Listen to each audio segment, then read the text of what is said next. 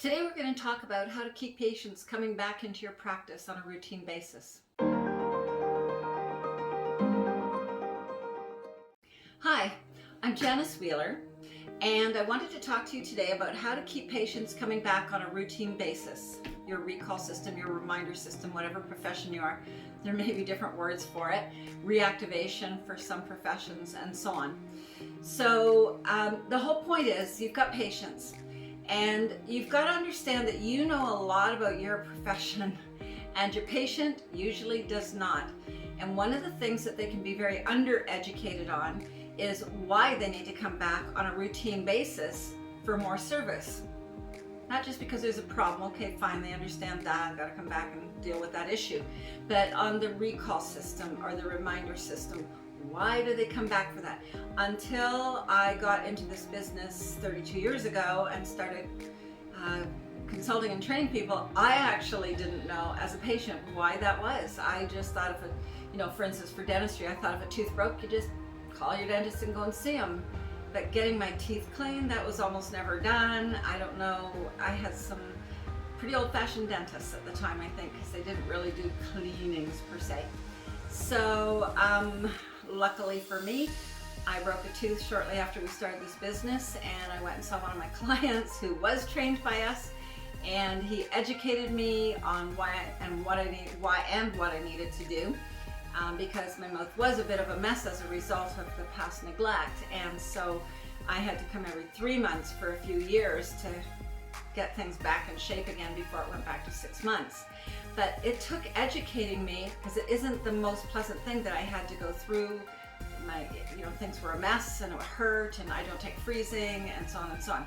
So when you are educating the patient on whatever service it is you're delivering, you also have to make sure that they are educated that there are times when they need to come back on a regular basis to keep things from deteriorating, to make sure everything is tip-top as it can be, whether it's their body, their eyes, their animal if you're a veterinarian or a dentist, etc., etc.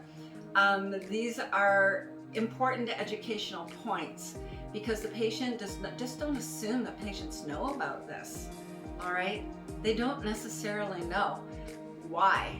They're just used to being told you come this often, and so to them, to cancel an appointment or not show up for one, it's not the biggest deal, because it's not necessarily a long appointment, and they're not in any pain or any trouble or anything like that. So it's kind of easy, if they aren't educated, to neglect returning when they should. So then your cancellations and no-shows happen.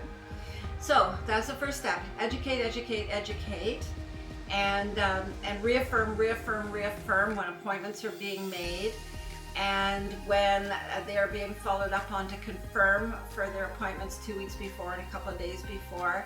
Again, you know how important it is that you come in for this, and we're all set up and waiting for you. So looking forward to seeing you again.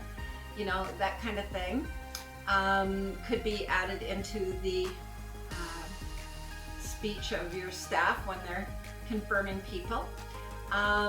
Confirming people also by texting them or emailing them and not requiring an answer back is not a confirm, and will lead to cancellations and no-shows as well.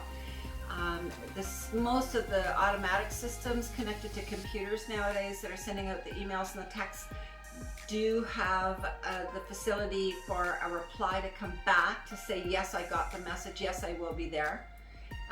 I know my dental office, you press C for confirmed, and then you send it. That's all you have to do, C, send. But if they don't get that back, they know I'm not confirmed, then they have to get on the phone or try a different method of confirming me.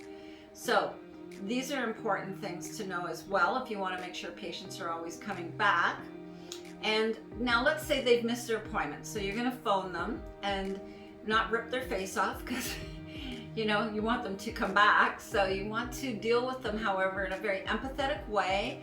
And Mrs. Jones, we're so sorry that we missed you the other day. Did you know that you had an appointment? And the patient may say, oh my gosh, yes, I'm so sorry, I forgot all about it until later that day, or I was kind of sick, like in my bed, and you would not have wanted me to come in. So, and you deal with appropriately what comes up. If they say, well, you know, I did get the message, I should have called you because I've actually changed doctors and I forgot to tell you guys that I had a bad time the last time I was there. Or you could ask them, why did you change? Let's go that direction. You could say, why did you change to another doctor? If you don't mind my asking, I'd really like to know. And they say, oh, well, I had a bit of a fight with the hygienist, or a bit of a fight with the assistant, or the other receptionists, and I just felt uncomfortable about coming back again, so I switched. And the receptionist has to be trained to say, oh my gosh, I am so sorry to hear that, and I'm really happy that you answered me, because this is something we can do something about for future patients as well. So you've not only helped us, but you've helped us give people better care. So if you ever do want to come back, be sure we will welcome you back with open arms. You can give us another shot should anything happen in your life that you want to change back to us. Now, you do not want to take that person off your mailing list, so you keep, unless they ask off. Otherwise, keep them on so they get your newsletter once a month and that sort of thing, so they keep up to date on the practice. And one day they may be upset at the other practice, or the other guy retires, or the other lady goes on mat leave and they don't like the associate who fills in, you know, whatever. You don't want to lose that name. They're not an active patient, but they should still be mailed to. So there's some hints for you on some things that you could do.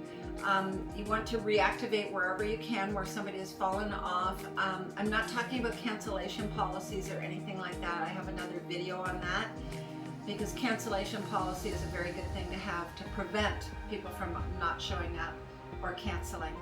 So look for that on my YouTube channel.